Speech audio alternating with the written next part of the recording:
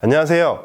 윤희종 기자입니다. 오늘 톡톡아이 1화에서는 넥슨이 왜 가상화폐에 꽂혔는지, 가상화폐와 게임의 접점은 어디인지를 살펴보도록 하겠습니다. 가상화폐 거래소 빗썸을 운영하는 빗썸홀딩스가 2018년부터 매각에 계속 실패했지만 이번엔 다르다를 외치고 있습니다. 빗썸홀딩스 인수에 게임 업계가 굉장히 많은 관심을 보이고 있는데요. 특히 한국 게임 회사의 맏형격이라고 할 수 있는 넥슨이 유력 인수자로 떠오르고 있습니다. 넥슨은 예전부터 가상화폐에 관심이 많았습니다. 2017년에 가상화폐 거래소 코빗의 지분 60%를 사들였고, 다음 해에는 유럽의 가상화폐 거래소 비트스탬프도 인수했습니다. 넥슨은 왜 가상화폐 거래소를 인수하려는 걸까요? 넥슨의 주력 사업인 게임과 가상화폐는 어떤 관계가 있는 걸까요? 우선 가상화폐의 경제적 가치가 계속 높아지고 있는 상황에서 거래소 인수를 통해 수수료 수익을 얻을 수 있습니다. 실제로 넥슨은 가상화폐의 성장 가능성에 대한 투자일 뿐이라면서 게임과 가상화폐의 연관성에 선을 긋고 있죠. 하지만 게임 회사가 가상화폐에 투자하는 진짜 이유가 따로 있다는 이야기도 심심찮게 나옵니다. 게임 회사가 예전부터 다뤄왔던 게임머니와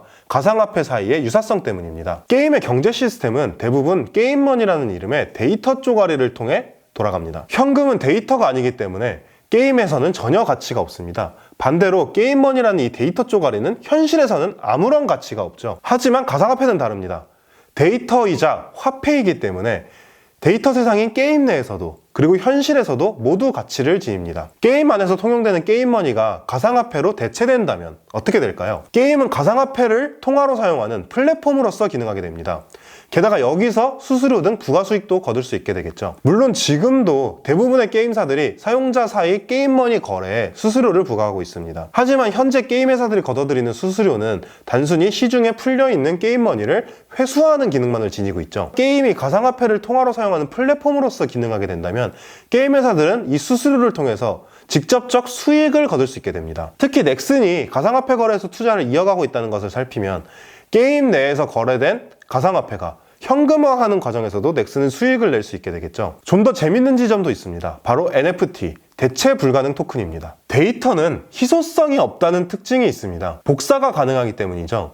희소성은 경제적 가치를 결정하는 매우 중요한 요소이기 때문에 희소성이 없다는 말은 경제적 가치가 없다는 말과도 일맥상통합니다. 하지만 대체 불가능 토큰은 데이터에 특정 코드를 심어서 그 데이터를 특별한 데이터로 만들어줍니다. A라는 파일을 최초로 생성한 뒤 여기에 대체 불가능 토큰을 적용한다면 이 파일이 몇 번 복사가 된다고 하더라도 최초에 생성된 그 파일만이 바로 진품 파일이 되는 셈입니다. 이 개념이 게임에 활용된다면 게임 아이템 하나하나가 실제 가치보다 훨씬 더 큰 가치를 지니게 될 수 있습니다. 같은 A라는 무기라도 유명 프로게이머가 사용했던 A 무기는 게임 내에 널려있는 A 무기보다 더 커다란 가치를 지닐 수 있게 되는 거죠. 그리고 이러한 가치 폭등의 이익은 당연히 게임을 운영하고 있는 게임 회사도 같이 누릴 수 있게 됩니다. 최근 넥슨과 NC소프트 등 게임 기업들이 가상현실 세계, 메타버스에 커다란 관심을 기울이고 있는데요. 메타버스가 현실을 대체하는 새로운 가상세계라는 것을 살피면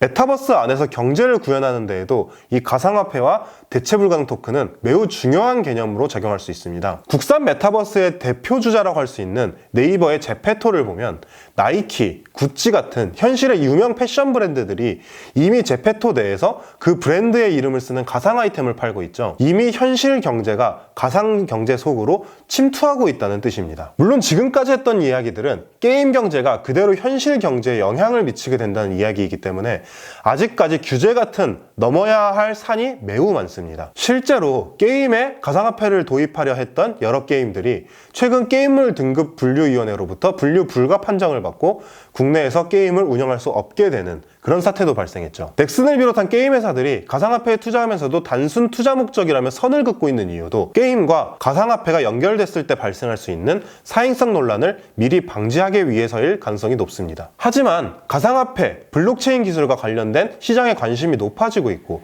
세계적으로도 관련 규제를 풀기 위한 움직임이 계속 일어나고 있는 것을 보면 이와 관련된 규제가 빠른 시일 안으로 해결될 가능성도 있습니다. 우리가 지금은 상상할 수도 없는 어떤 새로운 게임 회사의 사업 모델이 탄생하게 될 날이 멀지 않았을지도 모를 일이고 말입니다. 오늘 게임 회사와 가상화폐 이야기는 여기까지입니다.